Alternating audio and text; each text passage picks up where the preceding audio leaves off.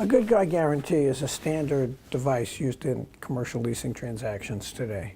And essentially, a good guy guarantee is a guarantee by the principal of the tenant that the tenant is going to be a quote-unquote good guy. And what does that mean? It means that the tenant is not going to try and take advantage of the inefficiencies of the law and entered into a knowing default and defeat or delay the landlord's ability to enforce the lease, most frequently in terms of paying rent, and that the tenant's principal is going to guarantee, essentially. Is it always the principal? Yes. Well, it's always somebody intimately involved in with the tenant. It could be a relative, but most frequently it's the tenant, somebody who has control over the tenant, who's saying essentially to the landlord that, look, we're not going to horse you around on lease obligations like the payment of rent. And if we do, I'm going to be personally liable. Up until when? Up until, typically, it was a good guy guarantee classically, lasted until the tenant surrendered the premises to the landlord.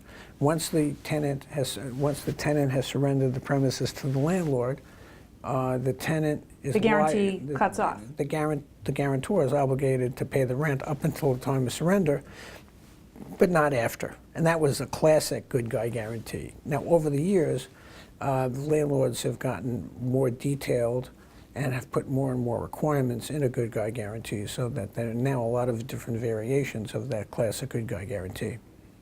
So when we were talking about surrender earlier, that's why surrender is so important, because a lot of times it's about whether or not, it's not so much whether the entity is on the hook, it's whether the guarantor is on the hook. Correct. So let's talk about good guy guarantees that refer back to the lease. Do you want to do that part?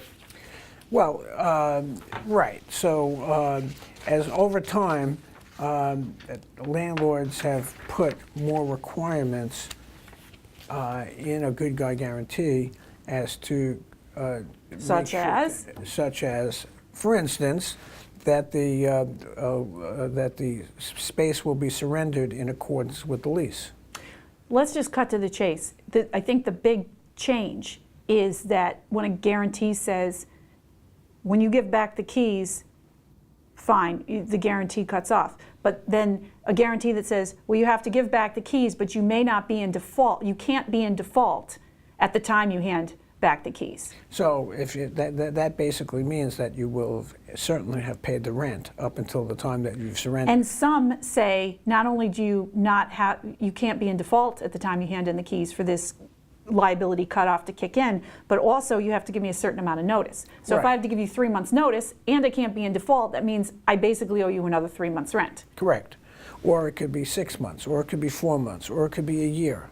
I recently had a case, literally, of retail tenant, where the tenant had to give 1 year's notice for the guarantor to be off the hook. And in that particular instance, the tenant, the principal of the tenant, paid the landlord over $1 million in advance for him to surrender the premises and get off the hook. And still, even after he did that, he had a certain amount of anxiety for a couple of weeks as to whether the landlord was going to take the position that somehow he defaulted in how he surrendered the premises. Mm-hmm. So when we get into the, you have to surrender the premises in full accordance with the lease. Well, if the lease requires that you remove all your personal property and you don't remove all your personal property, are you still, do you still have a continuing obligation? Then you get into what's personal property. Is the shelving a fixture? Correct. Or is it personal property in retail? See, and it's interesting because really, some of the things... Get back into the 1 inch rule. Right. You and the 1 inch rule.